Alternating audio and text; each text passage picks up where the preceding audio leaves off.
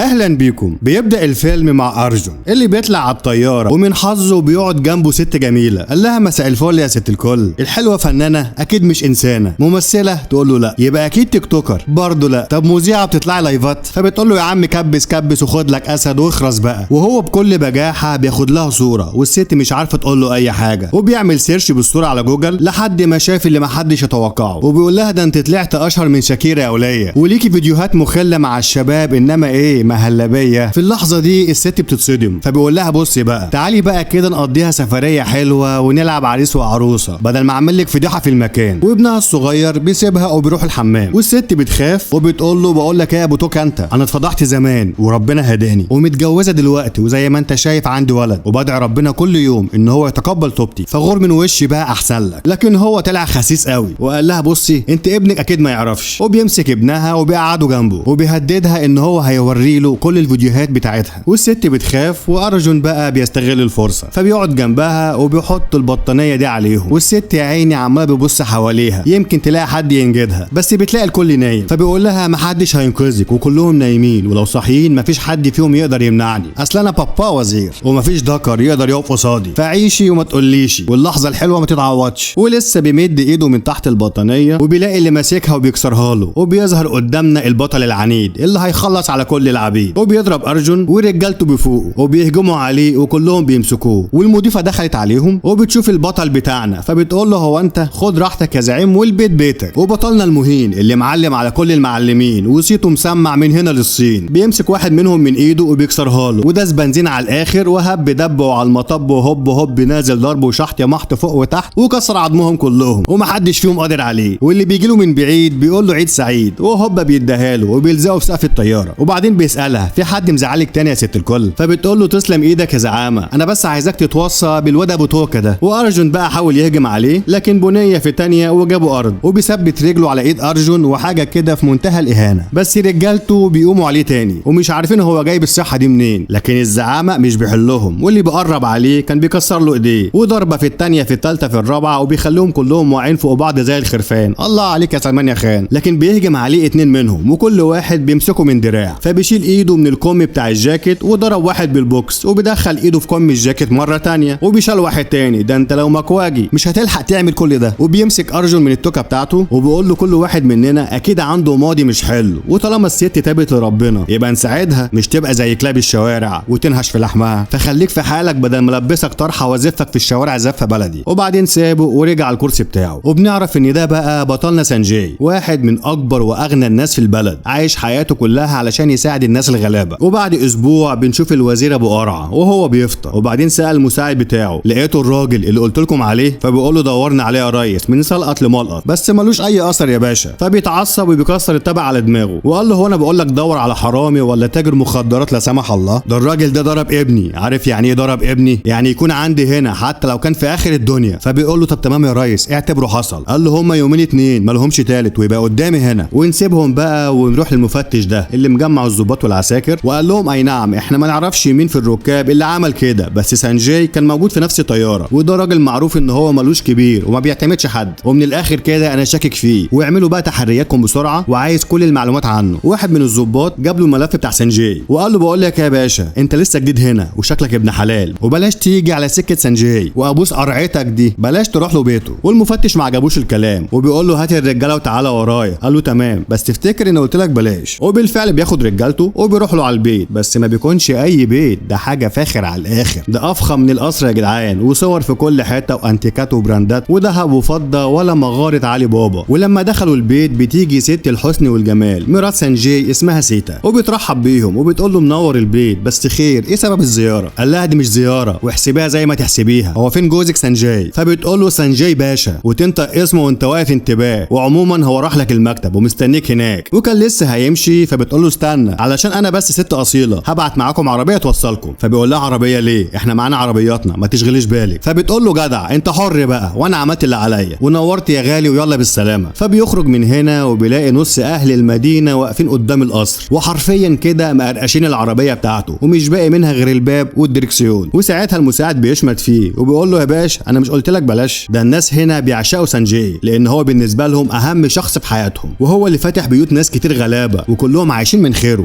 والشعب هو اللي لقبه باسكندر الغلابه. وانصحك بقى ارجع وبوس ايد الست واطلب منها انها تخرجنا من هنا بامان. فبيقول له انت بتقول ايه؟ ده على قرعتي لو حصل. بس في الاخر بيلمع قرعته وبيسمع الكلام. وفعلا محدش من الناس بيقرب منهم عشان لقوهم بيركبوا العربيه بتاع سانجاي. ولما رجعوا على اسم الشرطه بيلاقي سانجاي ومدير الاسم ومدير الحي والمحافظ ونائب المحافظ، وكان فاضل شاروخان يجي معاهم بالمره. والمحافظ بياخد المفتش على جنب وبيقول له انت عبيط، انت ازاي تروح بيت سانجاي قبل ما تستأذنه؟ والمفتش بيتعصب وبيقول له ده من حق يا فندم، الراجل ده مجرم ومطلوب في قضيه وانا بحقق فيها، يعني اجيبه من بيته في اي وقت. واللي حصل في ابن الوزير يخليني اجيبه هو وعيلته والشعب كله كمان لحد ما اعرف مين اللي عمل كده في ابن الوزير في الطياره. وسانجاي بيطنشهم وطلب من المساعد بتاعه يطلع يهدي الناس اللي بره واللي كلهم اتجمعوا عند القسم علشان يطمنوا عليه. والمحافظ بيقول للمفتش عيش وكل عيش وما توديناش في داهيه الله يحرقك. قال له ماشي يا باشا اوامر، وعشانك انت انا هسكت. لكن مش عايز يجيبها لبره وبدا يتكلم مع سانجاي وبيقول له انت هتخرج من هنا علشان بس خاطر المحافظ، لكن اوعدك المره الجايه محدش هيخرجك من هنا. وسانجاي بص له قوي وقال له ولا فوق لا اديك قلم واخليك تقوق، واعلى ما في خيلك وفي خيل عيلتك اركبه، ولو قلبك جابك تعمل دكر تمامك عندي هخليك تلعب في الشوارع كوره شراب مع العيال واخرك وهاته بس ما تعيطش. وتاني يوم سانجاي ومراته بيروحوا فرح ناس غلابه من اهل المدينه، وعشان كده كل الناس بتحبه وبتقدره. فواحد من الرجاله اللي شغالين في المصنع بتاع مراته اتصل بيها وقال لها خلي بالكم في بلطجيه مستنيينكم على الطريق وشكلها كده فيها عوا، والاحسن تمشوا من طريق تاني وخلي الرجاله معاكم. فبترجع تقف مع جوزها وهي خايفه عليه. وقبل ما يمشوا سانجاي بيقول لرجالته خليكوا بقى هنا في الفرح وانا هاخد المدام وهمشي. ومراته بتقول له طب ليه تخليهم؟ خلاص عملنا الواجب وهات الرجاله معانا. فبيقول لها لا خليهم يسهروا ويتبسطوا شويه. وبيركبوا العربيه وبتروح معاه، بس بتبعت اللوكيشن للرجاله بتوعها علشان يحصلوها. وسانجاي بدا يلاحظ انها متوتره وحس ان في حاجه هي مخبياها. وبتقول له انا عايزاك بقى تحكي لي عن كل عيلتك اللي كلهم ما شاء الله عندهم فلوس زي الرز ملهاش اول من اخر. فبيقول لها انا عيلتي كلها اغنياء ودايما بيخلفوا عيل واحد بس علشان هو اللي لوحده يورث وما يحصلش حوارات بقى وخناقات وانت عارف. وجد الرابع وهو ماشي بيلاقي منجم دهب في سكته. منجم دهب مره واحده لقوا بتتكلم بثقه قوي كانها حته غويشه دهب ولقاها على الارض. المهم بيكمل كلامه وقال لها ان جد بقى فضل يشتغل ويستحوذ على الدهب اللي في المنجم، وبيجي بعده جدي التالت بقى عنده منجمين 3، ومن بعده جدي ابويا بقى عنده 7 مناجم لحد ما بقيت انا الوريث وخليتهم مناجم كتير قوي دهب. وبنعرف ان عيله سانجاي بتملك تلت الدهب اللي في البلد كلها. ربنا يزيد ويبارك وارزقني يا رب ب10 سبايك دهب كل سبيكه 50 كيلو، انا ومن كل قال امين. قولوا امين. ومراته بتعمل نفسها نامت. وبعد شويه سانجاي يتاكد ان في حاجه غلط بتحصل علشان الطريق بيتقفل قدامه وبيشوف البلطجيه. فبينزل زي الوحش بقى وقال لهم الصوت يلا منك ليه، والخناقه بقى هتبقى سايلنت يعني من غير صوت، اصل المدام مريحه شويه. يا قوي على كل قوي يا رب. وهوب بيهجم عليهم واللي بيجي في سكته بيمسكه ويكلفته. ومراته سيتا بتبص عليه وشايفاه واخد راحته على الاخر وهو نازل فيهم ضرب شمال ويمين، وهي بتستعجل الرجاله بتوعها علشان يحضروا في المكان. لكن سانجاي كان قايم بالواجب وبالزياده، واللي بيقرب منه بيشرب عليه قهوه ساده ولا فارق معاه لا حجم ولا سياده، واتخن تخين بيتشلوح كالعاده. بس ما بيكونوش لوحدهم وبيجي باقي العصابه والاسلحه بتحضر، وكلهم رفعوا السلاح ناحيته وكانوا لسه هيخلصوا عليه، لكن بصوا بعيد وبيلاقوا جيش كامل واقف لهم ورافعين السلاح، ودول بقى رجاله سيتا مراته. فالعصابه بتخاف وبيهربوا من المكان، وسانجاي ما كانش شايفهم اصلا وبيستغرب منهم علشان هربوا وبيقول ياه ده انا جامد بقى. ولما رجع العربيه مراته بتعمل نفسها نايمه بعد ما بتطمن على جوزها، وبنعرف انها مش بتحبه بس دي بتعشقه، وهو بالنسبه لها اغلى من حياتها وعندها استعداد تعمل اي حاجه علشان تسعده. وبنعرف انها عامله جيش من وراه وبتديلهم فلوس علشان يحموه ويدافعوا عنه في اي وقت. لكن مشكلتها الوحيده في الحياه ان الخلفه عندها اتاخرت، وبتتمنى انها تجيب له طفل يشيل اسمه، لكن ما بيكونش لسه في نصيب. وسانجاي بياخدها تاني يوم علشان يحتفلوا بمناسبه يوم جوازهم، رومانسيه وحب وهدايا وحفله جامده جمدان ملهاش وصف او عنوان. اكتبها لي يا رب ووعدنا اكون زيه. وانا مش بحسدهم اطلاقا، انا بس